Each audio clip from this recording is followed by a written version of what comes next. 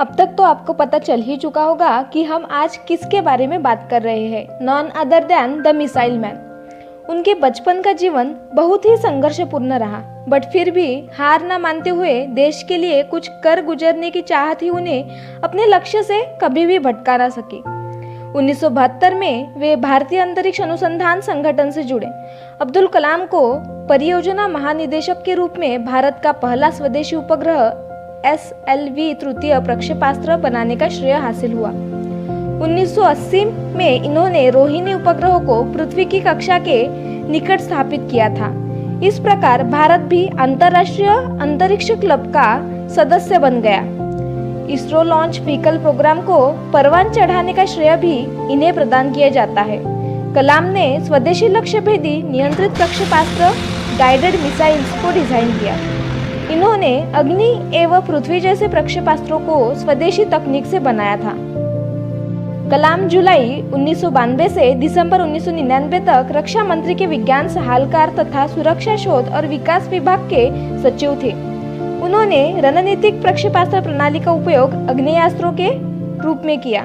इसी प्रकार पोखरण में दूसरी बार परमाणु परीक्षण भी परमाणु ऊर्जा के साथ मिलाकर किया।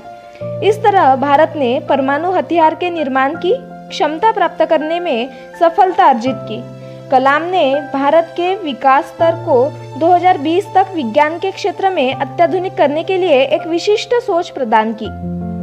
यह भारत सरकार के मुख्य वैज्ञानिक सलाहकार भी रहे। 1982 में वे भारतीय रक्षा अनुसंधान एवं विकास संस्थान में वापस निदेशक के तौर पर आए और उन्होंने अपना सारा ध्यान गाइडेड मिसाइल्स के विकास पर केंद्रित किया। अग्नि मिसाइल और पृथ्वी मिसाइल का सफल परीक्षण का श्रेय काफी कुछ उन्हीं को जाता है। जुलाई 1992 में वे भारतीय रक्षा मंत्रालय में वैज्ञानिक सलाहकार नियुक्त हुए। उनकी देखरेख में भारत ने 1998 में पोखरण में अपना दूसरा सफल परमाणु परीक्षण किया और परमाणु शक्ति से संपन्न राष्ट्रों की सूची में शामिल हुआ। उनका यह मानना था कि 2000 वर्ष के इतिहास में भारत पर 600 वर्ष तक अन्य लोगों ने शासन किया है। यदि आप विकास चाहते हैं तो देश में शांति की स्थिति होना चाहिए और शांति ही की स्थापना शक्ति से ही होती है। इसी कारण प्रक्षेपास्त्रों को विकसित किया गया ताकि देश शक्ति संपन्न हो।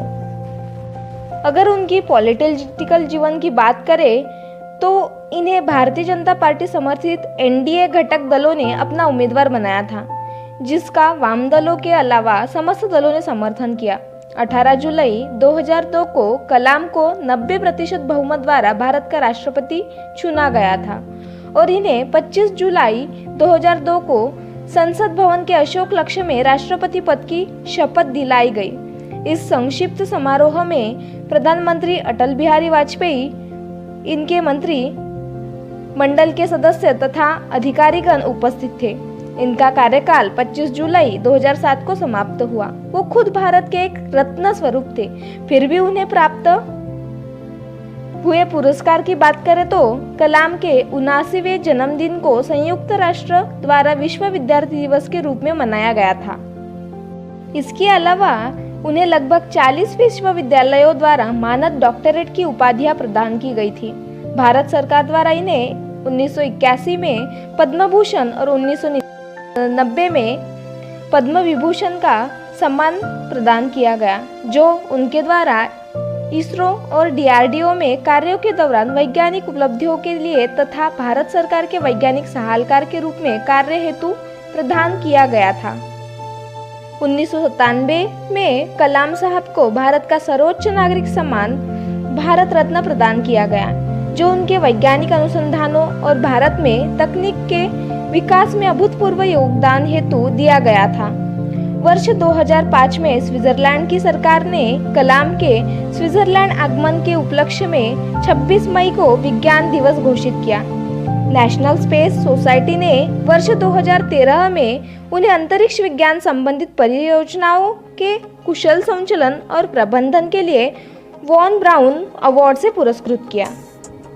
कलाम ने साहित्यिक रूप से भी अपने विचारों को 4 पुस्तकों में समाहित किया है, जो इस प्रकार है: India 2020 A vision for the new millennium, my journey तथा ignited minds unleashing the power within India, इन पुस्तकों का कई भारतीय तथा विदेशी भाषाओं में अनुवादन हो चुका है। इस प्रकार यह भारत के एक विशिष्ट वैज्ञानिक थे जिन्हें 40 से अधिक विश्वविद्यालयों और संस्थानों से डॉक्टरेट की मानद उपाधि प्राप्त हो चुकी है। वो कहते थे कि सबसे उत्तम कार्य क्या होता है? किसी इंसान के दिल को खुश करना, किसी भूखे को खाना देना, जरूरतमंद की मदद करना, किसी दुखियारे का दुख हल्का करना और किसी घायल की सेवा करना। उनके बारे में जितना बोले उतना कम ही होगा। फिर वो वक्त आ ही गया। 27 जुलाई 2015 की शाम अब्दुल कलाम भारतीय प्रबंधन संस्थान शिलोंग में रहने योग्य ग्रह पर एक व्याख्यान दे रहे थे जब उन्हें जोरदार कार्डियक अरेस्ट यानी दिल का दौरा हुआ और ये बेहोश होकर गिर पड़े। लगभग 6:30 बजे गंभीर हालत में इन्हें बेथानी अस्पताल में आईसीयू में ले जाया गया और 2 घंटे के बाद इनकी मृत्यु की पुष्टि कर दी गई। मुझे बड़ा गर्व होता है कि जब मैं भारत में जन्मे रत्न के बारे में बात करती हूँ तो। आपका बहुमूल्य समय देने के लिए धन्यवाद।